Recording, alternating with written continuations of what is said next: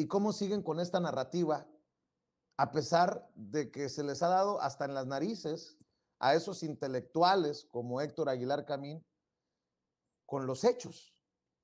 Bueno, pues Beatriz Aldaco ha escrito en sonorainclusiva.com y me imagino que también ya está en Regeneración MX, ya me corregirá ella si no es así.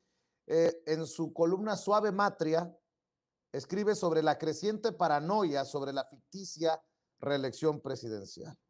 Y dice así: suele ocurrir que cuando se ha ido por los senderos de la vida, el periodismo, la política, actuando en contra de los principios social y sustancialmente aceptados en esas áreas, la honradez, la ética, la decencia, se piensa que los demás lo hacen de la misma manera.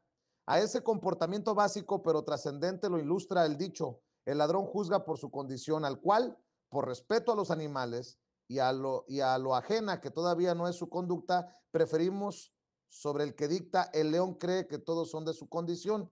Arriba los leones, no los ladrones. Un fantasma recorre las mentes de ciertos personajes de la oposición y sus secuaces. El miedo a la reelección de López Obrador. Algo impensable si las y los susodichos tuvieran la posibilidad de ver las cosas no solo a través del propio cristal de sus ojos, sino del de quien actualmente ostenta el poder ejecutivo. Pero eso les resulta prácticamente imposible. Primero se presenta el mecanismo de la imagen especular. El sujeto que aparentemente ve al otro en realidad se ve a sí mismo como si se contemplara en un espejo. Y en segundo lugar, deviene la proyección de su propio pensamiento como si correspondiera al del sujeto de su interés. Hay una especie de mimetización no advertida por el actor de esta zona ambigua de percepción. La confusión es tan difusa como la lucidez y capacidad de autoobservación y autocrítica de quien la comparta, pues este o esta no suele darse cuenta del equívoco. Se trata de personas que en general carecen de la capacidad de situarse en la posición del otro. Ese es el problema de raíz. Son los mismos a quienes les es imposible ponerse en el lugar de aquellos que son víctimas de la pobreza, la desigualdad, la discriminación, el clasismo, la corrupción. No les es dado salir de sus propias y estrechas individualidades. Para ellos no hay nada más allá de sí mismos, de sus coordenadas personales, familiares, de cotos y de grupos. Si bien existen mecanismos paranoicos derivados de señales inequívocas de que una amenaza acecha en el caso de la tan temida reelección de López Obrador, lo que prevalece más bien son contraevidencias, pues si en algo ha insistido el mandatario es en su filiación a los principios maderistas de la no reelección y varias veces ha reiterado que no traicionará esa adhesión. Pero resulta que mientras más contraevidencias existen, más crece el fantasma paranoico. Y para seguir hablando de los casos que aborda Beatriz Aldaco en su columna Suave Matria, la saludo con mucho gusto. Beatriz, te mando un abrazo. ¿Cómo estás? Buenas tardes en Sonora, buenas noches en otras partes del país. ¿Qué tal? Buenas tardes.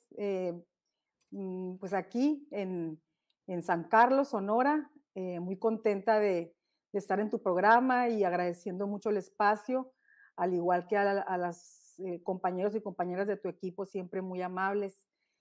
Y sí, está este tema que, como bien comentaste, habíamos platicado tú y yo de este fantasma que recorre las mentes de ciertos personajes de la oposición y que, como hemos visto, no se finca en realmente una amenaza real y concreta, sino que han tenido que inventar este supuesto de la reelección para tener un nuevo referente contra el cual expresarse.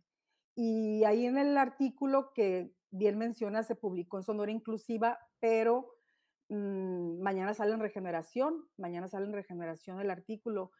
Por algún motivo hubo ahí una confusión y no se publicó ahí en Regeneración, pero mañana ya se va a poder leer ahí. Yo lo voy a compartir en mi Facebook para que la gente tenga acceso al material.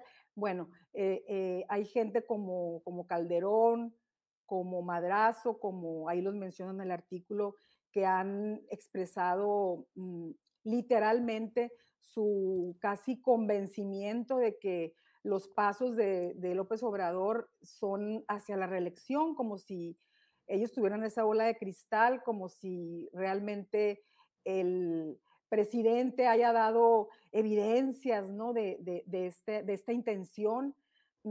Y entonces lo interesante es escudriñar sí, escudriñar en sus mentes y ver cómo podemos aplicar lo poquito que sabemos de análisis de discurso y de salud mental para inferir que se trata de un asunto como el que narro, como el que ya leíste tú de mi artículo, que son personas que al verse, al ver al otro, realmente se ven a sí mismas. Es tanta la focalización en sus propias personas, en sus propias individualidades, que les cuesta mucho trabajo salirse de ellas, tomar perspectiva y valorar adecuadamente la posición del otro.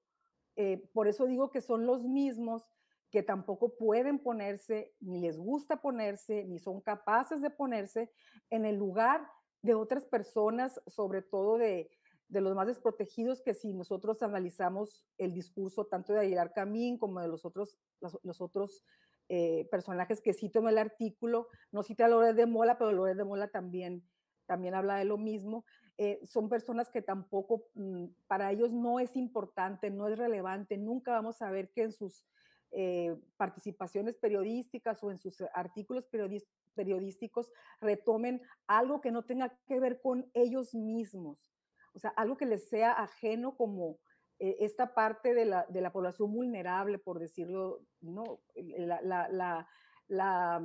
Los programas sociales, todo esto que la gran mayoría de la población vemos como positivo, como un elemento ineludible del cambio que estamos viviendo, ellos no lo pueden ver de esa manera porque no pueden salir de su propio ilimitado espacio vital, ¿no? Así es, Beatriz, déjame